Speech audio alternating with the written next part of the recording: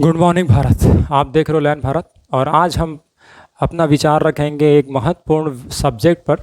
अभी जैसे कि आप देख सकते हैं कि कंट्रोवर्सी चल रही है कि प्रधानमंत्री मोदी जी नए संसद भवन का उद्घाटन करने वाले हैं।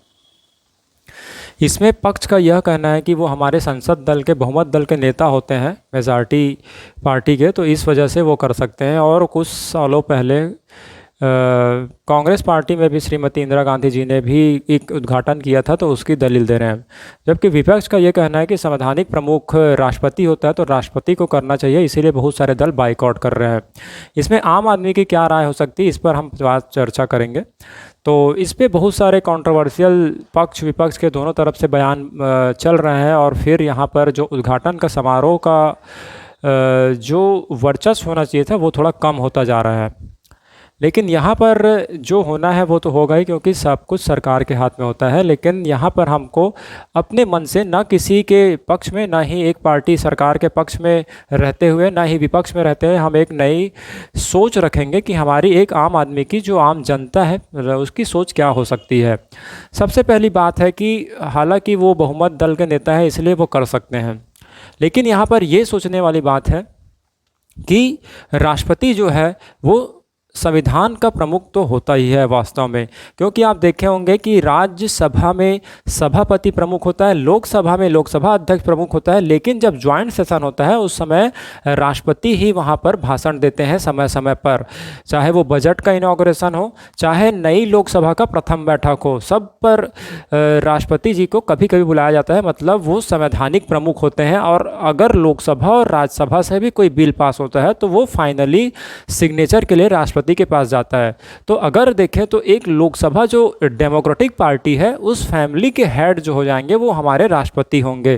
तो नैतिकता के आधार पर, मतलब ये तो कोई बच्चा भी पढ़ता ही है कि नैतिकता के आधार पर सबसे पहला जो बड़ा पोस्ट होता है वो राष्ट्रपति का होता है, तो हमें इनॉग्रेशन उनसे ही कराना चाहिए था। तो यहाँ पर संविधान के दृष्टि से अगर देखेंगे, संवैधानिक दृष्टि से या फिर लोकतांत्रिक दृष्टि से देखें, तो राष्ट्रपति से कराना ज़्यादा अच्छा रहता। दूसरी बात, जो यहाँ पर भारतीय जो जनता है वो हिंदू धर्म, मुस्लिम धर्म, सिख धर्म, ईसाई धर्म, सारे धर्मों से मिलकर के चलती है। और आप जानते हैं कि लगभग सभी धर्मों में महिलाओं का सम्मान बहुत किया जाता है। तो अगर ये सरकार जो है महिलाओं को इज्जत देने की बात करती है तो यहाँ पर बहुत ही अच्छा यहाँ पर अवसर हो सकता था कि राष्ट्रपति जी एक संवैधानिक प्रमुख के पद में होते हुए भी एक महिला है, तो उनको अगर उनके हाथों से अगर हम इस नए संसद का इनॉग्रेशन कराते तो ये बहुत बड़ा मैसेज जाता पूरे वर्ल्ड में कि एक महिला ने पार्लियामेंट हाउस का इनॉग्रेशन किया। तो यहाँ पर एक चूक हो सकती है कि महिला के हाथों ना कराकर अगर मोदी जी करते हैं तो ये कमी हमारी हो सकती है। क्योंकि हिंदू धर्म में एक श्लोक भी बोला जाता है, यत्र नार्यस्तु पूज्यन्ते रमन्ते तत्र देवता। सेम इसी प्रकार मुस्लिम धर्म में भी महिलाओं को काफ़ी इज्जत दी जाती है, उनको सम्मान के साथ रखा जाता है। चाहे सिख धर्म हो उसमें भी और ईसाई धर्म उसमें भी, लगभग सब धर्म में ही सम्मान बहुत दिया जाता है। और हम भारतीय अगर परंपरा की बात करें तो कोई भी काम हो वो हम महिलाओं से कराना काफ़ी अच्छा समझते हैं। आप देखे होंगे चाहे तिजोरी की चाबी हो या जो कोई भी चीज़ हो, प्राचीन परंपरा से हम महिलाओं को ही ज़्यादा प्रेफरेंस देते हैं और उनके हाथों से कराना अच्छा माना जाता है और हम उसे घर की लक्ष्मी मानते हैं। सेम उसी प्रकार यहाँ पर हमारे जो संसद है वहाँ पर आने वाले वर्षों में हज़ारों करोड़ का बजट लिखा जाएगा और उस भवन का जो इनॉग्रेशन है अगर वो एक महिला करती, राष्ट्रपति करती, तो काफ़ी मैसेज जाता वर्ल्ड में और काफ़ी यहाँ पर भारतीय परंपरा का वहन करता हुआ दिखता। ये तो हुआ दूसरा तर्क। और तीसरा तर्क ये है कि आप जान सकते हैं कि भारतीय परंपरा में सबसे बड़ा ड्रॉबैक ये बोला जाता है कि यहाँ पर कास्ट सिस्टम था। मतलब लोअर कास्ट को पूजा में हक नहीं दिया जाता था।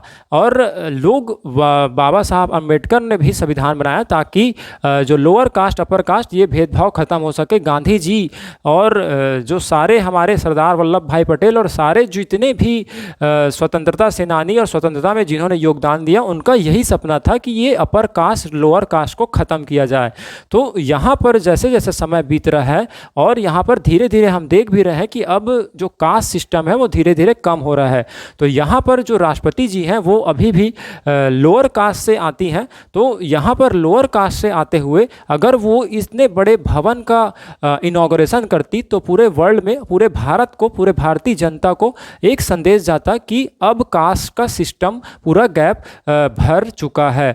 क्योंकि वो लोअर कास्ट से आते हुए भी अगर इनॉग्रेशन करती इस बड़े हमारे लोकतंत्र के मंदिर का, तो समझ आता और बहुत बड़ा मैसेज जा सकता था भारतीय जनता में कि भारतीय जनता अब कास्ट सिस्टम से उबर चुकी है। और सरकार जो बोलती है कि कास्ट सिस्टम अब ख़त्म हो रहा है, तो यहाँ पर एक बहुत बड़ा मैसेज भारतीय जनता को दिया जा सकता था। क्योंकि आने वाले समय में चुनाव आने वाले हैं, तो एक सरकार की तरफ से बहुत अच्छा मैसेज जाता।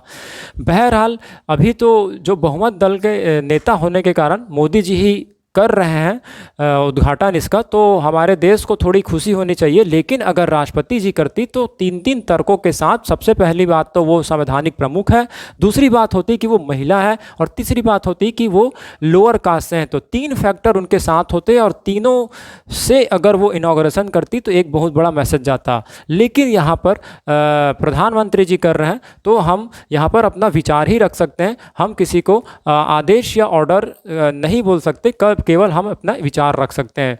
तो इसी तरह के और भी कंट्रोवर्शियल विचार पर नॉर्मल हमारे दृष्टिकोण जानने के लिए देखते रहिए लैन भारत। और अगर आपको ये थॉट्स अच्छे लगे तो हमें सपोर्ट ज़रूर करें। Thank you.